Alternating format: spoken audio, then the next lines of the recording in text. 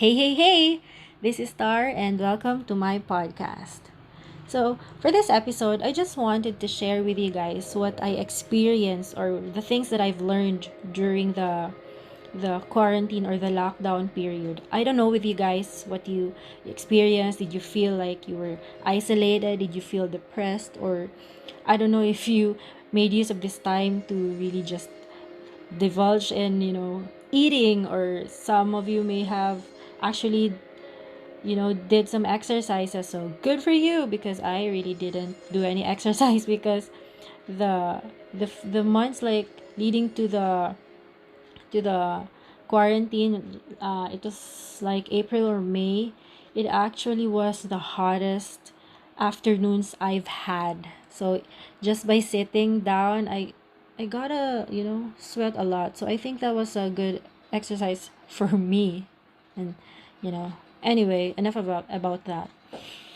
I just wanted to share my side, what the quarantine gave, like it gave me an opportunity to really reconnect with myself. So prior to the the quarantine, everything became so toxic. Like there are a lot of negative news on the internet. Social media posts were so rampant. Like everybody was posting anything and everything. So I decided to do a social media detox, because I think that that time was actually very significant. It's actually going to help me, I believe, to really refocus on the important things, or reprioritize the important things in my life. So I never knew I needed one, the healing, because everything got so overwhelming for me. I actually life blew up a couple of years ago. My life blew up. And I really didn't have the chance to process my emotions and to grieve the pain that I've been carrying.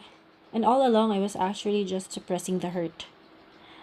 And those experiences, I felt like I had to, build up a wall to people. Like I had to shy away my vulnerability, or my vulnerable side, and I had to show off that I'm a strong woman, and I can do things. I can do all things that is handed to me. So because of that, because of those, confusing days that was handed over to me, I decided to even work like 7 days a week. It's that it's that heavy for me, because I think I thought that time that, you know, carrying too much work, or my workload would be heavy enough that I would have time to really just look at the problems that I have. Anyway, so yeah, all along I was just suppressing the hurt. And I've been covering up by exposing myself with too much work. And the feeling that you get when sometimes you just don't know what to do anymore, and you're just feeling depressed. And there would be even days that I make sure I'm busy just so that I wouldn't have time to be sad. Everything continued when some days I couldn't even continue myself. So around 2018, 2 years ago, I started having anxiety attacks, and panic attacks. And this would just, rise up from time to time. And I know these are the messy parts of my journey. But it's just so difficult. Like you wouldn't even know when it would erupt, like it would just happen in a snap. And you just it would anxiety would just happen, like overthinking, you over worry, and then these panic attacks, I felt like everything was getting severe. The worries, the pain, the struggle, it's like getting difficult, more difficult, time from time to time. And I know these are the messy parts of my journey. Those breaking points actually reminded me that it's okay to be vulnerable. And I realized recently that my anxiety shouldn't be hidden in isolation, because it's better to talk about these things than you just let it consume you. I realize that I just have to accept the fact that this is my new norm. And those breaking points actually made me felt like yes, I am a human, and it's normal to feel this way, and it's nothing to be ashamed of. But these are the things that sometimes it hits me hard, and tears would just flow endlessly out of nowhere. And I got to the point where it got so tiring. I got so tired of pretending and trying to show off a brave exterior. And I got tired of having to explain myself to people because a lot of people were expecting perfection from me. But never did I realize that I needed time to really course everything that had been happening or did happen in my life.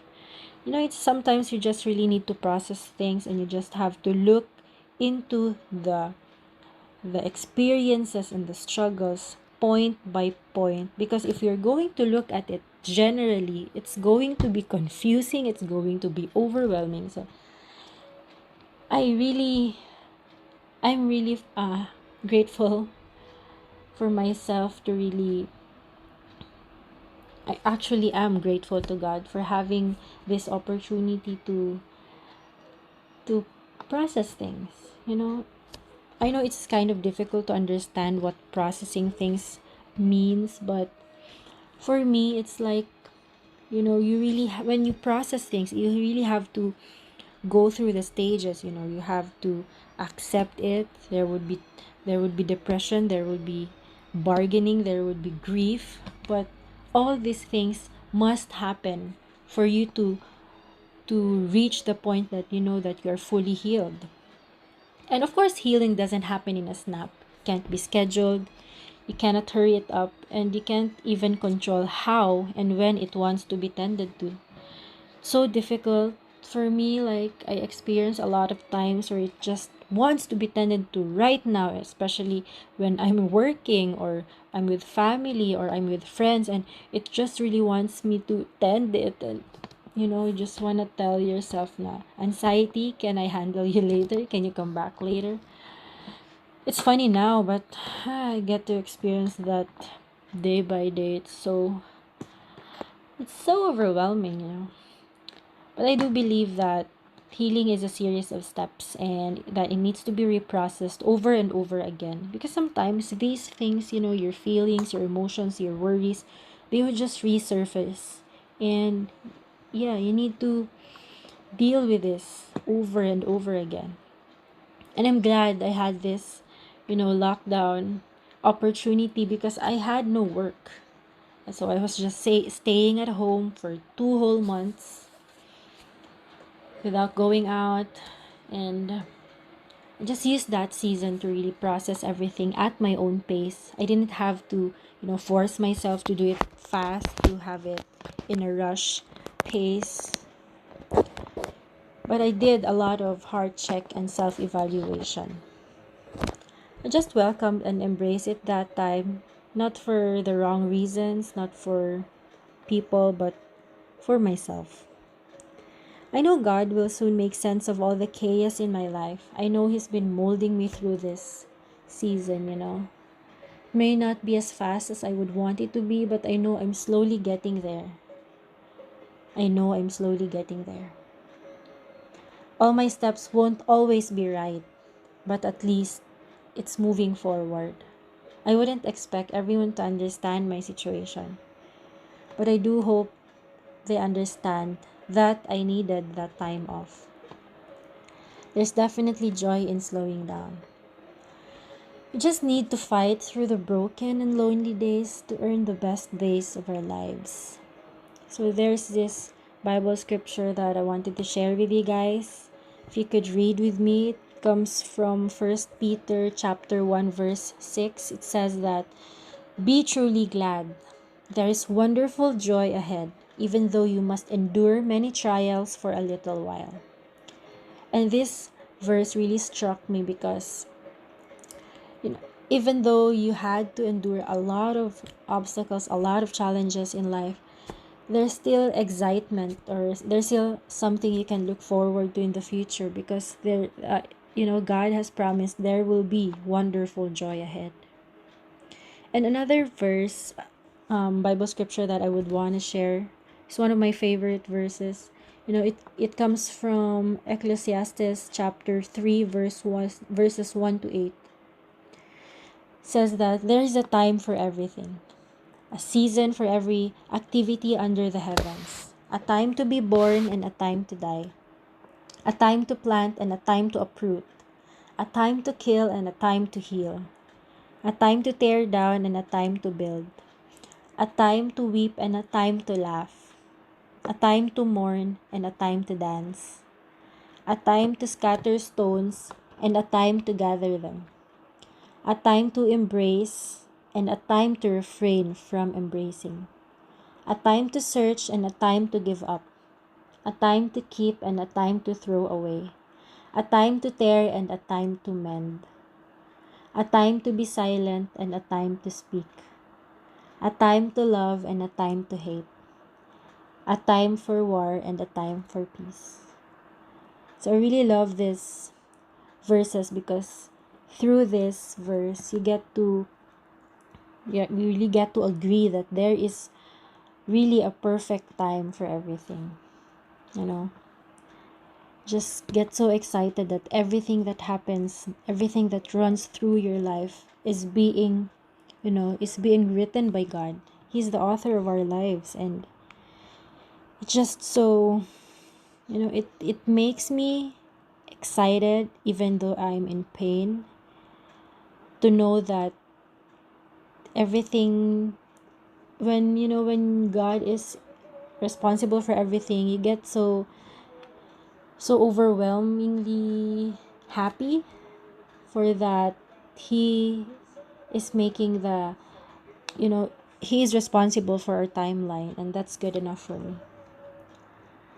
So there's really a good thing, or a good there's really this good notion about, what's a notion there's really